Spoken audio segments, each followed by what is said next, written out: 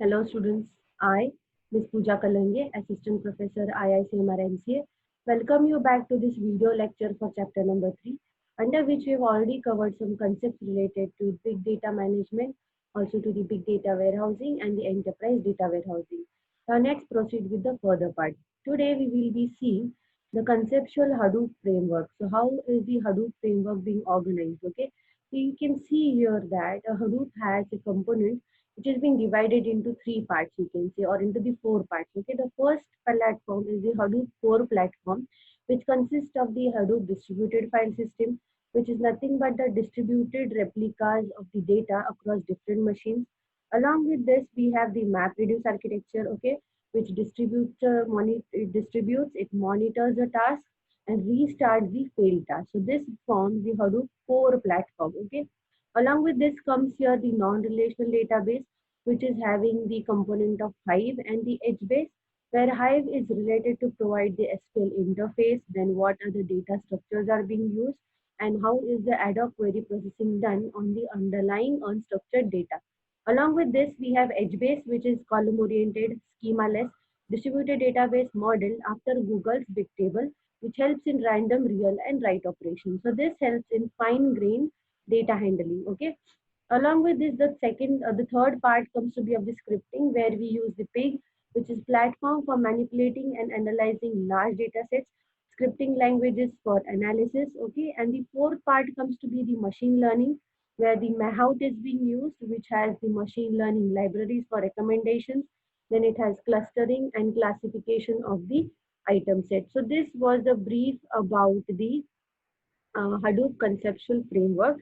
So before we begin to big data and master data management. Okay, so I hope you are at least clear with the basic conceptual framework of the Hadoop. I repeat, there are four parts in this. We have the Hadoop core platform, then we have the non-relational DBMS, then we have the scripting part, and then we have the machine learning part.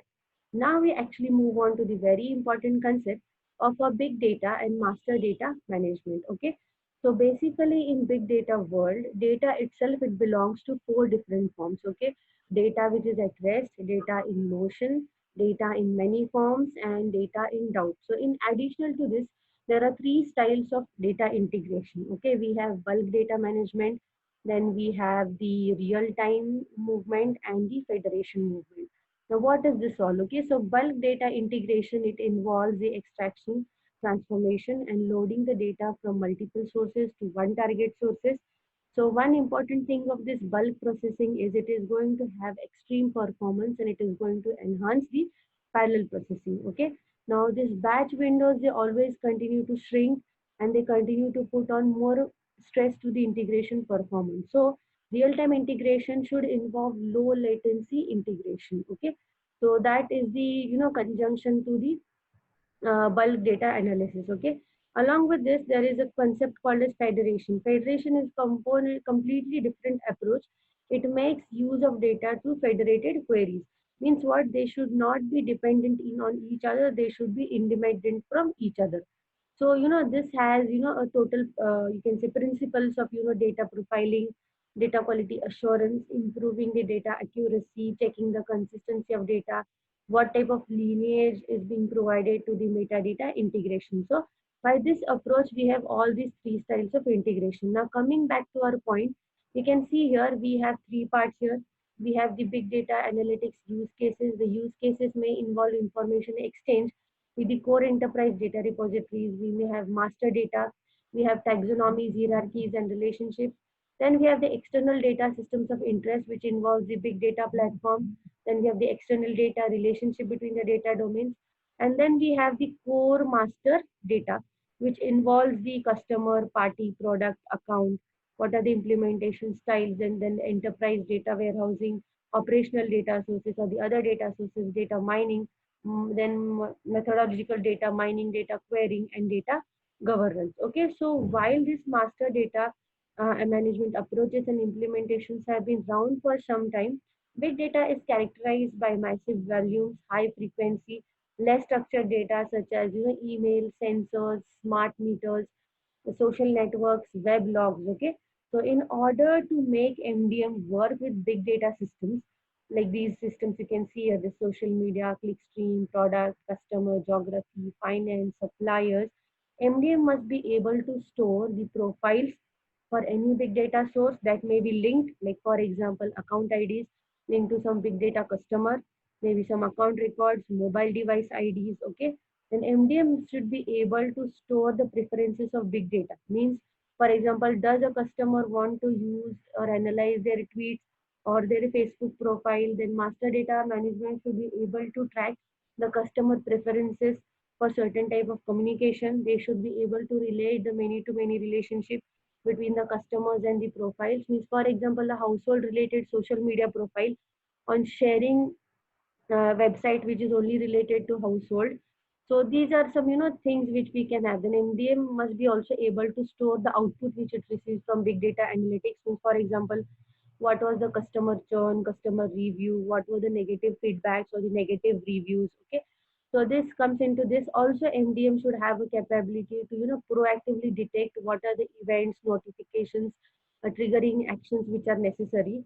Also, it should be able to interact with the big data system, whether it would be a transactional data, it could be analyzing social media data, analyzing streaming call data, any big data system. Okay, so these are many parameters. It should be also capable to integrate with the big data systems, via maybe real-time service-oriented architecture.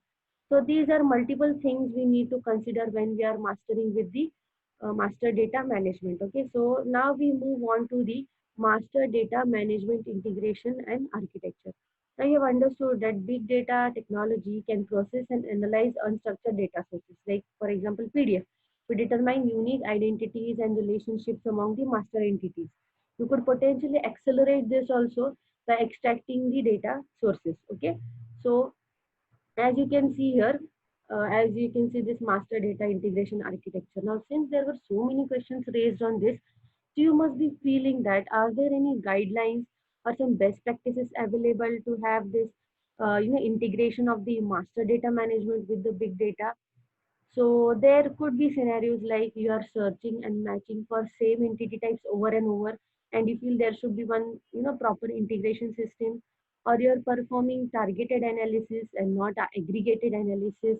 Also, along with that, you want to combine analysis of multiple master data domains into big sources.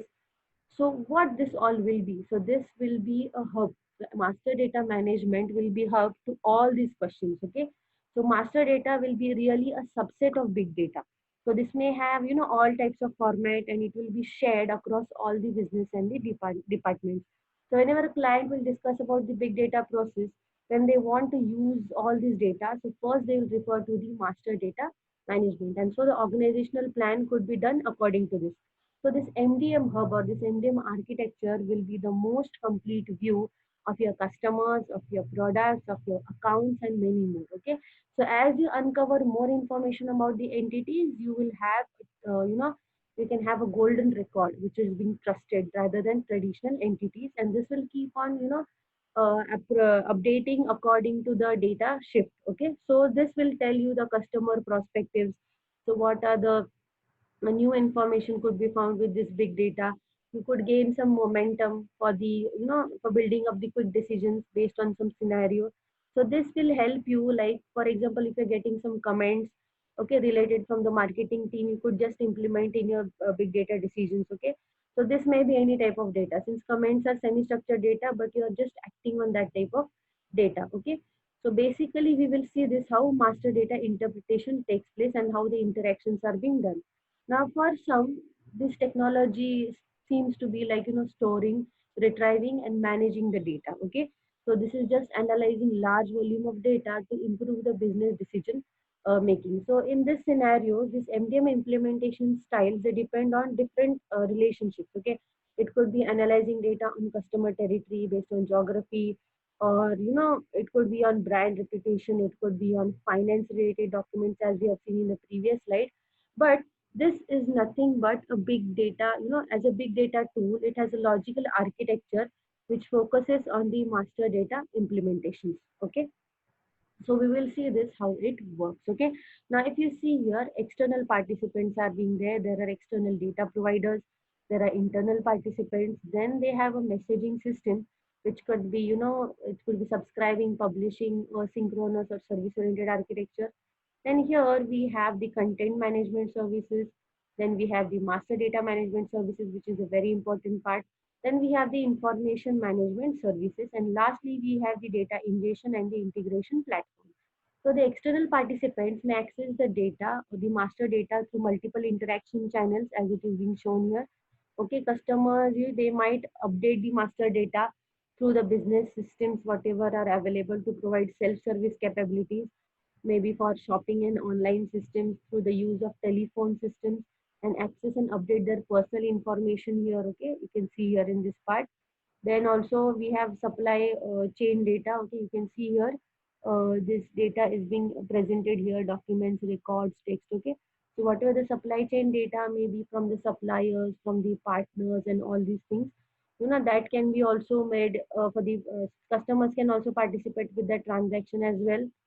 Then this means although means if you see this entire master data management, it is involving the exchange of four master data entities with the customer and the product data. So agents will be there in between, as you can see, a connectivity and interoperability platform, which will help to access and update the master data record according to the business transaction. So business system users will update and query the master data typically through the use of respective business systems. So just to sum up, if you see this master data management integration architecture, it has the participants which are communicating with the existing system. This could be the content management system services or they could be information management services. But there is a between tier, which is the MDM repository, which keeps the governance of the data, which keeps the security of the data. It manages the data. And finally, Hadoop, MapReduce, and NoSQL modeling helps in the real-time batch processing along with the extract, transform, and loading the data. So this was about, the master data management integration and architecture. So I hope you are clear with the part of Hadoop conceptual framework, then what is big data and master data management, how the issues are being addressed in this, and what is master data management integration and architecture. So I hope you have liked this video. Please let me know if there are any queries related to this. I thank you for watching. Thank you.